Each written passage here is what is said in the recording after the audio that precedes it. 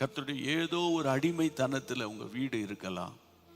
நீண்ட காலம் நிலத்தகராறு, நீண்ட காலம் குடும்ப சண்டை, அல்லது நீண்ட காலம் பலவீனம், அல்லது நீண்ட காலமாக ஒரு சமாதான கேடு, அல்லது நிம்மதி இல்லை, ஒரு ஒரு மன அழுத்தம், அல்லது ஒரு ஸ்ட்ரெஸ்ஸுக்குள்ளே நீங்கள் போய் வீட்டுக்குள்ளே நடந்த இழப்புகளோ கஷ்டங்களோ நிந்தை அவமானங்களினால நீங்கள் பாதிக்கப்பட்டு, அல்லது தொழிலில் பார்த்தீங்கன்னா ஒரு முன்னேற்றம் இல்லை, ஏதோ தொழில் செய்கிறோம், கொஞ்சம் வருமானம் வருது, அதை வச்சு தான் நம்ம ஃபேமிலியை ரன் பண்ணுறோம், பேங்க்குக்கு வாங்கின கடனை அடைக்கிறோம், அதுவும் சரிவர அடைக்க முடிய மாட்டேங்குது.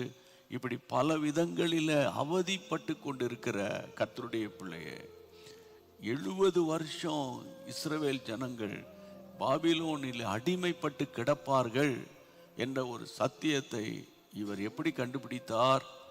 வசனத்தை வாசிக்கிறார், எரேமியா தீர்க்க தரிசனத்தை வாசிக்கிறார். இதைத்தான் நான் உங்கள் ஒவ்வொரு நாளும் சொல்லுவேன், போகிற இடங்களெல்லாம் சொல்லுவேன், பைபிளை படிங்க.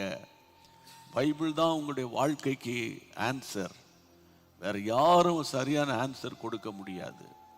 பைபிளை படிங்க, பைபிளை படிங்க, பைபிளை வசனத்தை விசுவாசிங்க, வசனத்தை நம்புங்க. மனுஷன் வார்த்தையெல்லாம் நீங்கள் தூக்கி தூர போடுங்க. இன்னைக்கு ஒரு மாதிரி பேசுவாங்க, நாளைக்கு வேற மாதிரி பேசுவாங்க, அவனுக்கு பேர் தான் மனுஷன். அதாவது கர்த்தருடைய பிள்ளை, நாசியில் சுவாசம் உள்ள மனுஷனை நீங்கள் நம்பக்கூடாதுன்னு ஆண்டவர் நமக்கு சொல்லி கொடுத்துருக்கிறாரு. உங்கள் சம்பாத்தியத்தை நம்பாதீங்க, உங்கள் சர்டிஃபிகேட்டை நம்பாதீங்க, உங்களுடைய இன்னைக்கு உங்கள் கையில் இருக்கிற வேலை இருக்குல்ல, ஜாப், அதை நம்பாதீங்க.